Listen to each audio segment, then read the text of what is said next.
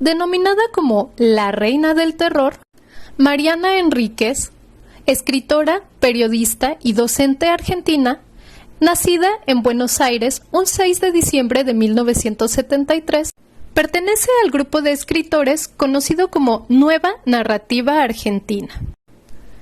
Se especializa en el género del terror, por eso el día de hoy presentamos con ustedes uno de sus cuentos. Publicado en la revista Orsay en 2012, con ustedes, La casa de Adela. Todos los días pienso en Adela, y si durante el día no aparece su recuerdo, las pecas, los dientes amarillos, el pelo rubio demasiado fino, el muñón en el hombro, las botitas de gamuza, regresa de noche, en sueños. Los sueños con Adela son todos distintos, pero nunca falta la lluvia, ni faltamos mi hermano y yo, los dos parados frente a la casa abandonada, con nuestros pilotos amarillos, mirando a los policías en el jardín que hablan en voz baja con nuestros padres. Nos hicimos amigos porque ella era una princesa de suburbio, mimada en su enorme chalet inglés, insertado en nuestro barrio gris de Lanús.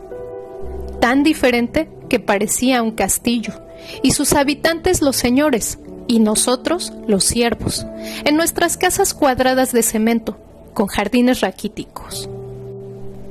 Nos hicimos amigos porque ella tenía los mejores juguetes importados, que le traía su papá de Estados Unidos, y porque organizaba las mejores fiestas de cumpleaños, cada 3 de enero, poco antes de Reyes y poco después de Año Nuevo, al lado de la pileta, con el agua que, bajo el sol de la siesta, parecía plateada, hecha de papel de regalo. Y porque tenía un proyector y usaba las paredes blancas del living para ver películas mientras el resto del barrio todavía tenía televisores en blanco y negro. Pero sobre todo, nos hicimos amigos de ella, mi hermano y yo, porque Adela tenía un solo brazo, o a lo mejor sería más preciso decir que le faltaba un brazo, el izquierdo. Por suerte no era zurda. Le faltaba desde el hombro. Tenía ahí una pequeña protuberancia de carne que se movía con un retazo de músculo, pero no servía para nada. Los padres de Adela decían que había nacido así, que era un defecto congénito. Muchos otros chicos le tenían miedo o asco. Se reían de ella, le decían monstruita, adefesio, bicho incompleto. Decían que la iban a contratar en un circo, que seguro estaba su foto en los libros de medicina. A ella no le importaba, ni siquiera quería usar un brazo ortopédico. Le gustaba ser observada y nunca ocultaba el muñón.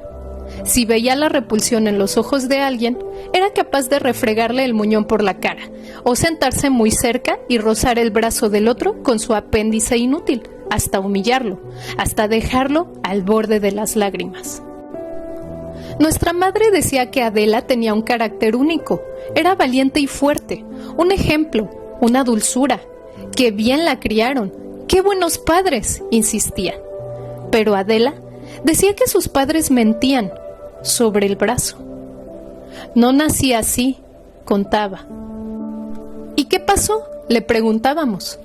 Y entonces ella contaba su versión, sus versiones, mejor dicho. A veces contaba que la había atacado su perro, un Doberman negro llamado Infierno. El perro se había vuelto loco. Le suele pasar a los Doberman, una raza que, según Adela, tenía un cráneo demasiado chico para el tamaño del cerebro. Por eso les dolía siempre la cabeza y se enloquecían del dolor. Se les trastornaba el cerebro apretado contra los huesos. Decía que la había atacado cuando ella tenía 2 años. Se acordaba.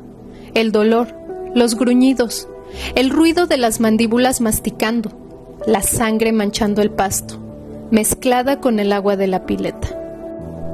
Su padre lo había matado de un tiro, excelente puntería, porque el perro, cuando recibió el disparo, todavía cargaba con Adela bebé entre los dientes. Mi hermano no creía en esta versión. A ver, ¿y la cicatriz dónde está? Ella se molestaba. Se curó re bien, no se ve. ¡Imposible! Siempre se ven. No quedó cicatriz de los dientes. Me tuvieron que cortar más arriba de la mordida. Obvio. Igual tendría que haber cicatriz. No se borra así nomás. Y le mostraba su propia cicatriz de apendicitis en la ingle como ejemplo. A vos porque te operaron médicos de cuarta. Yo estuve en la mejor clínica de Capital. Bla, bla, bla, le decía a mi hermano, y la hacía llorar. Era el único que la enfurecía, y sin embargo, nunca se peleaban del todo. Él disfrutaba con sus mentiras. A ella le gustaba el desafío. Y yo solamente escuchaba, y así pasaban las tardes, después de la escuela, hasta que mi hermano y Adela descubrieron las películas de terror y cambió todo para siempre. No sé cuál fue la primera película. A mí no me daban permiso para verlas. Mi mamá decía que era demasiado chica. Pero Adela tiene mi misma edad, insistía yo. Problema de sus papás si la dejan. Ya te dije que no, decía mi mamá, y era imposible discutir con ella. ¿Y por qué a Pablo lo dejas? Porque es más grande que vos. ¿Por qué es varón? Gritaba mi papá, entrometido, orgulloso.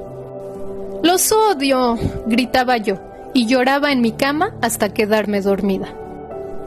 Lo que no pudieron controlar fue que mi hermano Pablo y Adela, llenos de compasión, me contaran las películas.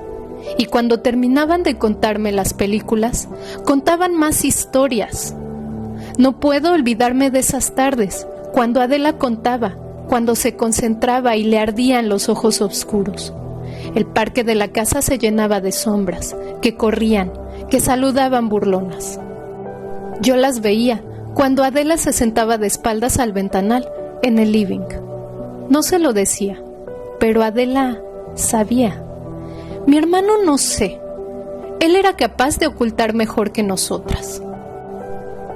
Él supo ocultar hasta el final, hasta su último acto, hasta que solamente quedó de él ese costillar a la vista, ese cráneo destrozado y sobre todo ese brazo izquierdo en medio de las vías, tan separado de su cuerpo y del tren que no parecía producto del accidente, del suicidio. Le sigo diciendo accidente a su suicidio. Parecía que alguien lo había llevado hasta el medio de los rieles para exponerlo, como un saludo, un mensaje. La verdad es que no recuerdo cuáles de las historias eran resúmenes de películas y cuáles eran inventos de Adela o Pablo. Desde que entramos en la sala, nunca pude ver una película de terror. 20 años después conservo la fobia y si veo una escena por casualidad o por error en la televisión, esa noche tomo pastillas para dormir y durante días tengo náuseas y recuerdo a Adela sentada en el sofá con los ojos quietos y sin su brazo, mientras mi hermano la miraba con adoración. No recuerdo, es cierto, muchas de las historias, apenas una sobre un perro poseído por el demonio. Adela tenía debilidad por las historias de animales. Otra sobre un hombre que había descuartizado a su mujer y había ocultado sus miembros en una heladera, y esos miembros, por la noche, habían salido a perseguirlo. Piernas y brazos, y tronco y cabeza, rodando y arrastrándose por la casa, hasta que la mano muerta y vengadora mató al asesino apretándole el cuello. Adela tenía debilidad también por las historias de miembros mutilados y amputaciones. Otra sobre el fantasma de un niño que siempre se aparecía en las fotos de cumpleaños, el invitado terrorífico que nadie reconocía, de piel gris y sonrisa ancha. Me gustaban especialmente las historias sobre la casa abandonada. Incluso sé cuándo comenzó la obsesión. Fue culpa de mi madre. Una tarde, después de la escuela, mi hermano y yo la acompañamos hasta el supermercado. Ella apuró el paso cuando pasamos frente a la casa abandonada que estaba a media cuadra del negocio. Nos dimos cuenta y le preguntamos por qué corría. Ella se rió. Me acuerdo de la risa de mi madre, de lo joven que era esa tarde de verano, del olor a champú de limón de su pelo y de la carcajada de chicle de menta. soy más tonta. Me da miedo esa casa, no me hagan caso. Trataba de tranquilizarnos, de portarse como una adulta, como una madre. ¿Por qué?, dijo Pablo. Por nada, porque está abandonada. ¿Y? No hagas caso, hijo. Decime, dale. Me da miedo que se esconda alguien adentro, un ladrón, cualquier cosa. Mi hermano quiso saber más, pero mi madre no tenía mucho más para decir. La casa había estado abandonada desde antes de que mis padres llegaran al barrio, antes del nacimiento de Pablo. Ella sabía que, apenas meses antes, se habían muerto los dueños, un matrimonio de viejitos. ¿Se murieron juntos?, quiso saber Pablo. ¡Qué morboso estás, hijo! Te voy a prohibir las películas. No, se murieron uno atrás del otro. Les pasa a los matrimonios de viejitos. Cuando uno se muere, el otro se apaga enseguida. Y desde entonces, los hijos se están peleando por la sucesión. ¿Qué es la sucesión?, quise saber yo. Es la herencia, dijo mi madre. Se están peleando para ver quién se queda con la casa. Pero es una casa bastante chota, dijo Pablo, y mi mamá lo retó por usar una mala palabra. ¿Qué mala palabra? Sabes perfectamente, no voy a repetir. Chota no es una mala palabra. Pablo, por favor. Bueno, pero está que se cae la casa, mamá. ¿Qué sé yo, hijo? Querrán el terreno. Es un problema de la familia. Para mí que tiene fantasmas. A vos te están haciendo mal las películas. Yo creí que le iban a prohibir seguir viendo películas, pero mi mamá no volvió a mencionar el tema. Y al día siguiente, mi hermano le contó a Adela sobre la casa. Ella se entusiasmó. Una casa embrujada tan cerca, en el barrio, a 2 cuadras apenas. Era la pura felicidad. Vamos a verla, dijo ella. Los 3 salimos corriendo. Bajamos a los gritos las escaleras de madera del chalet, muy hermosas. Tenían de un lado ventanas con vidrios de colores, verdes, amarillos y rojos, y estaban alfombradas. Adela corría más lento que nosotros y un poco de costado, por la falta del brazo, pero corría rápido. Esa tarde llevaba un vestido blanco, con breteles. Me acuerdo de que, cuando corría, el bretel del lado izquierdo caía sobre su resto de bracito, y ella lo acomodaba sin pensar, como si se sacara de la cara un mechón de pelo. La casa no tenía nada especial a primera vista, pero, si se le prestaba atención, había detalles inquietantes. Las ventanas estaban tapiadas, cerradas completamente, con ladrillos. ¿Para evitar que alguien entrara o que algo saliera? La puerta, de hierro, estaba pintada de marrón oscuro. Parece sangre seca, dijo Adela. ¡Qué exagerada!, me atreví a decirle. Ella solamente me sonrió.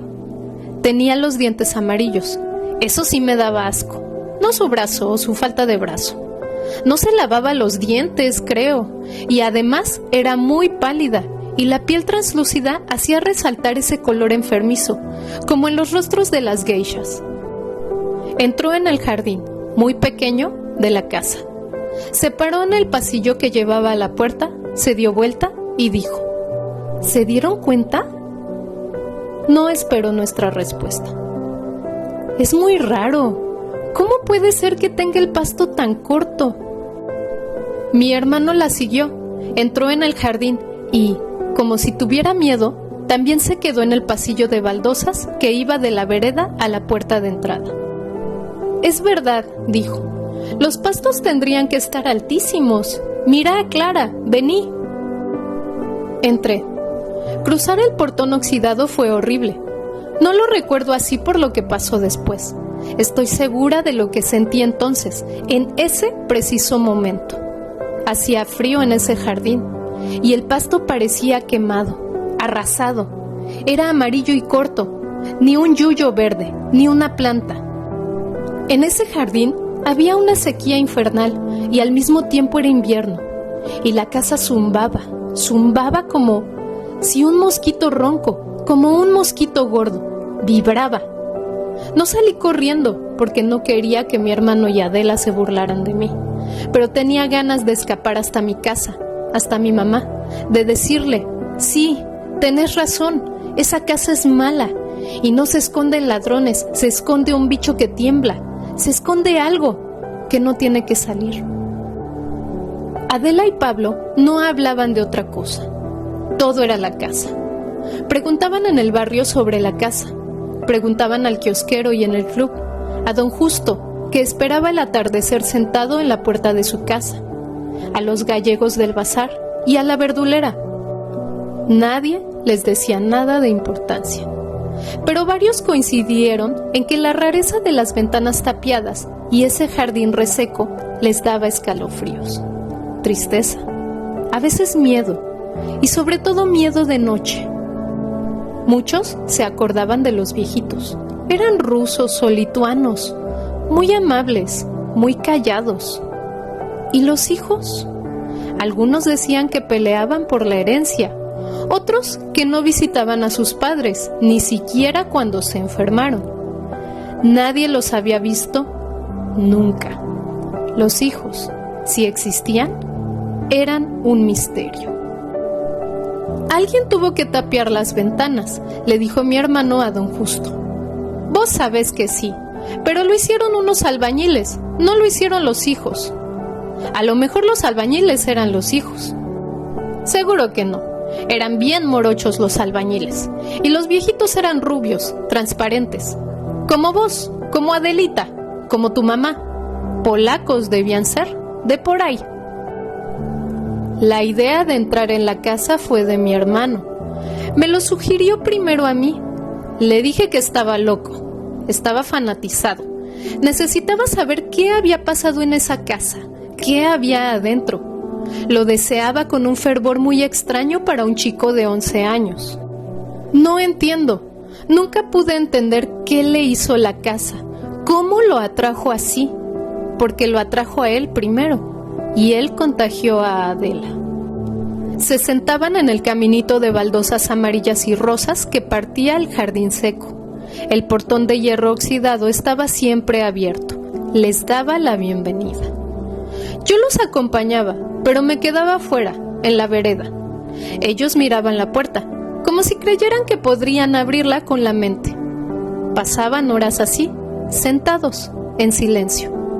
La gente que pasaba por la vereda, los vecinos, no le prestaban atención. No les parecía raro, o quizá no los veían. Yo no me atrevía a contarle nada a mi madre. O, a lo mejor, la casa no me dejaba hablar. La casa no quería que los salvara. Seguíamos reuniéndonos en el living de la casa de Adela, pero ya no se hablaba de películas. Ahora Pablo y Adela, pero sobre todo Adela, contaban historias de la casa. ¿De dónde las sacan?, les pregunté una tarde. Parecieron sorprendidos, se miraron. La casa nos cuenta las historias. ¿Vos no la escuchás? Pobre, dijo Pablo. No escucha la voz de la casa. No importa, dijo Adela. Nosotros te contamos. Y me contaban. Sobre la viejita, que tenía ojos sin pupilas, pero no estaba ciega. Sobre el viejito, que quemaba libros de medicina junto al gallinero, vacío, en el fondo. Sobre el fondo, igual de seco y muerto que el jardín, lleno de pequeños agujeros como madrigueras de ratas. Sobre una canilla que no dejaba de gotear, porque lo que vivía en la casa necesitaba agua. A Pablo le costó un poco convencer a Adela de que entrara. Fue extraño. Ahora ella parecía tener miedo. Se turnaban. En el momento decisivo, ella parecía entender mejor. Mi hermano le insistía. La agarraba del único brazo y hasta la sacudía. En el colegio se hablaba de que Pablo y Adela eran novios y los chicos se metían los dedos en la boca, hasta la garganta, haciendo gesto de vómito. «Tu hermano sale con la monstrua», se reían. A Pablo y Adela no les molestaba. A mí tampoco. A mí solamente me preocupaba la casa. Decidieron entrar el último día de verano. Fueron las palabras exactas de Adela, una tarde de discusión en el living de su casa. El último día del verano, Pablo, dijo, dentro de una semana. Quisieron que yo los acompañara y acepté porque no quería dejarlos.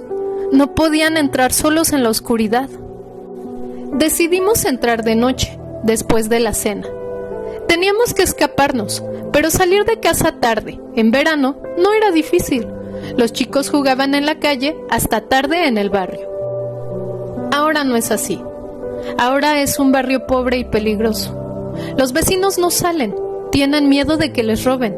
Tienen miedo de que los adolescentes que toman vino en las esquinas y a veces se pelean a tiros. El chalet de Adela se vendió y fue dividido en departamentos. En el parque se construyó un galpón. Es mejor, creo.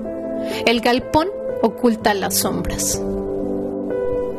Un grupo de chicas jugaba al elástico en medio de la calle. Cuando pasaba un auto, circulaban muy pocos, paraban para dejarlo pasar. Más lejos, otros pateaban una pelota, y donde el asfalto era más nuevo, más liso, algunos adolescentes patinaban. Pasamos entre ellos, desapercibidos. Adela esperaba en el jardín muerto. Estaba muy tranquila, iluminada, conectada, pienso ahora. Nos señaló la puerta y yo gemí de miedo. Estaba entreabierta, apenas una rendija. ¿Cómo?, preguntó Pablo.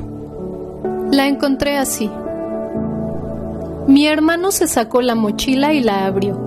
Traía llaves, destornilladores, palancas, herramientas de mi papá, que había encontrado en una caja, en el lavadero. Ya no las iba a necesitar. Estaba buscando la linterna. No hace falta, dijo Adela. La miramos confundidos. Ella abrió la puerta del todo y entonces vimos que adentro de la casa había luz. Recuerdo que caminamos de la mano bajo esa luminosidad que parecía eléctrica, aunque en el techo, donde debería haber lámparas, solo había cables viejos, asomado de los huecos como ramas secas. Parecía la luz del sol. Afuera era de noche y amenazaba tormenta, una poderosa lluvia de verano. Ahí dentro hacía frío y olía a desinfectante, y la luz era como de hospital. La casa no parecía rara por adentro. En el pequeño hall de la entrada estaba la mesa de teléfono, un teléfono negro, como el de nuestros abuelos. Que por favor no suene, que no suene. Me acuerdo que recé así, de que repetí eso en voz baja, con los ojos cerrados, y no sonó. Los tres juntos pasamos a la siguiente sala. La casa se sentía más grande de lo que parecía desde afuera, y zumbaba, como si vivieran colonias de bichos ocultos detrás de la pintura de las paredes. Adela se adelantaba, entusiasmada, sin miedo. Pablo le pedía, «Espera, espera», cada 3 pasos. Ella hacía caso, pero no sé si nos escuchaba claramente. Cuando se daba vuelta para mirarnos, parecía perdida. En sus ojos no había reconocimiento. Decía, «Sí, sí», pero yo sentí que ya no nos hablaba. Pablo sintió lo mismo. Me lo dijo después. La sala siguiente, el living, tenía sillones sucios, de color mostaza, agrisados por el polvo. Contra la pared se apilaban estantes de vidrio. Estaban muy limpios y llenos de pequeños adornos, tan pequeños que tuvimos que acercarnos para verlos. Recuerdo que nuestros alientos, juntos, empañaron los estantes más bajos, los que alcanzábamos. Llegaban hasta el techo. Al principio no supe lo que estaba viendo. Eran objetos chiquitísimos, de un blanco amarillento, con forma semicircular. Algunos eran redondeados, otros más puntiagudos. No quise tocarlos. «Son uñas», dijo Pablo.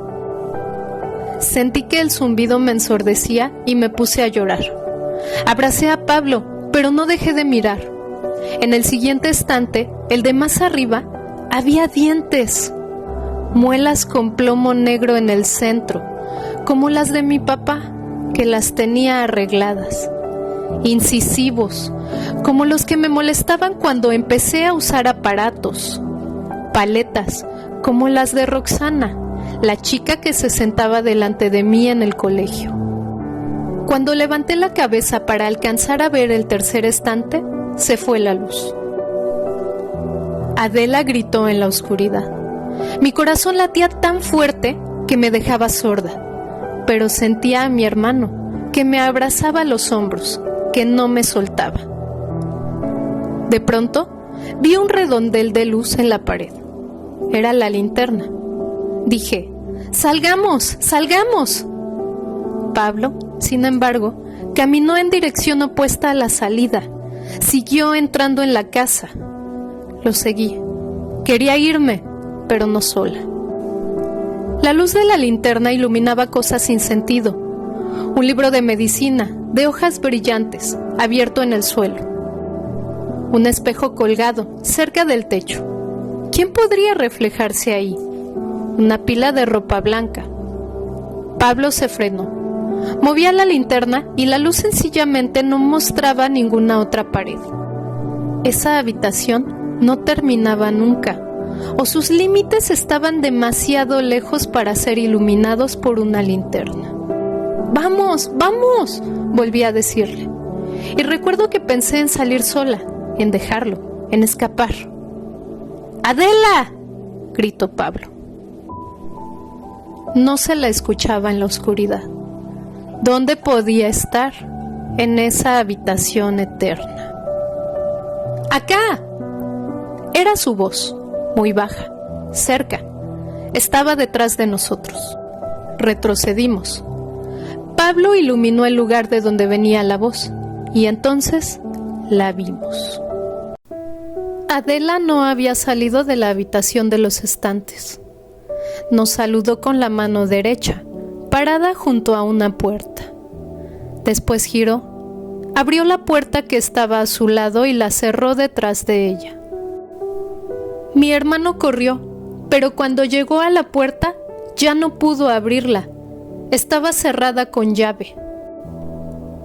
Sé lo que Pablo pensó: buscar las herramientas que había dejado afuera, en la mochila, para abrir la puerta que se había llevado a Adela. Yo no quería sacarla, solamente quería salir, y lo seguí, corriendo. Afuera llovía, y las herramientas estaban desparramadas sobre el pasto seco del jardín. Mojadas, brillaban en la noche. Alguien las había sacado de la mochila. Cuando nos quedamos quietos un minuto, asustados, sorprendidos, alguien cerró la puerta desde adentro. La casa dejó de zumbar. No recuerdo bien cuánto tiempo pasó Pablo intentando abrirla, pero en algún momento escuchó mis gritos y me hizo caso. Mis padres llamaron a la policía.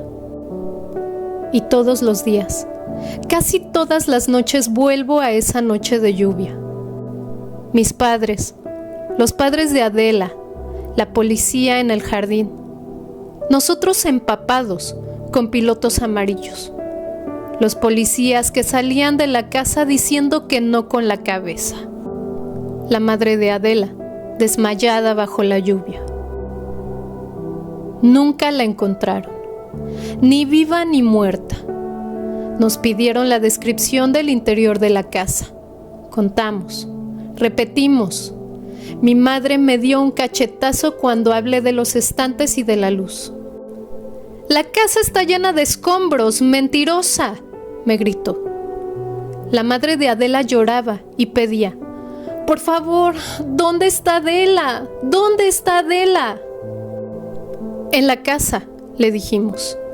Abrió una puerta de la casa. Entró en una habitación y ahí debe de estar todavía.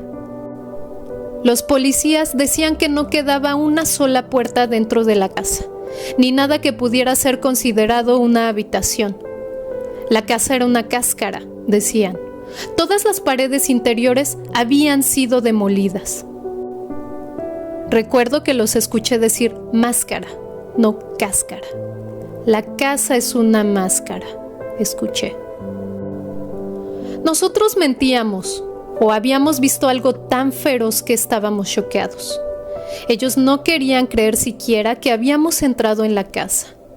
Mi madre no nos creyó nunca. Ni siquiera cuando la policía rastrilló el barrio entero, allanando cada casa. El caso estuvo en televisión. No nos dejaban ver los noticieros. Nos dejaban leer las revistas que hablaban de la desaparición. La madre de Adela nos visitó varias veces y siempre decía: a ver si me dicen la verdad, chicos, a ver si se acuerdan. Nosotros volvíamos a contar todo. Ella se iba llorando. Mi hermano también lloraba. Yo la convencí, yo la hice entrar, decía. Una noche, mi papá se despertó y escuchó que alguien intentaba abrir la puerta. Se levantó de la cama, agazapado, pensaba que encontraría a un ladrón. Encontró a Pablo, que luchaba con la llave en la cerradura. Esa cerradura siempre andaba mal. Llevaba herramientas y una linterna en la mochila. Los escuché gritar durante horas y recuerdo que mi hermano le pedía por favor que quería mudarse, que si no se mudaba, se iba a volver loco. Nos mudamos. Mi hermano se volvió loco igual. Se suicidó a los 22 años.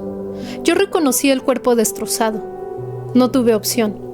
Mis padres estaban de vacaciones en la costa cuando se tiró bajo el tren, bien lejos de nuestra casa, cerca de la estación Becar. No dejó una nota. Él siempre soñaba con Adela. En sus sueños, nuestra amiga no tenía uñas ni dientes. Sangraba por la boca. Sangraban sus manos. Desde que Pablo se mató, vuelvo a la casa. Entro en el jardín, que sigue quemado y amarillo. Miro por las ventanas, abiertas como ojos negros. La policía derrumbó los ladrillos que las tapiaban hace 15 años y así quedaron, abiertas. Adentro de la casa, cuando el sol la ilumina, se ven vigas y el techo agujereado y basura. Los chicos del barrio saben lo que pasó ahí dentro. En el suelo, pintaron con aerosol el nombre de Adela. En las paredes de afuera también. ¿Dónde está Adela?, dice una pintada. Otra, más pequeña, escrita con fibra, repite el modelo de una leyenda urbana. Hay que decir Adela 3 veces a la medianoche, frente al espejo, con una vela en la mano, y entonces veremos reflejado lo que ella vio. ¿Quién se la llevó? Mi hermano, que también visitaba la casa, vio esas indicaciones e hizo ese viejo ritual una noche. No vio nada. Rompió el espejo del baño con sus puños y tuvimos que llevarlo al hospital para que lo cosieran. No me animó a entrar. Hay una pintada sobre la puerta que me mantiene afuera. Acá vive Adela, cuidado, dice. Imagino que la escribió un chico del barrio, en chiste o desafío, pero yo sé que tiene razón, que esta es su casa y todavía no estoy preparada para visitarla. Fin.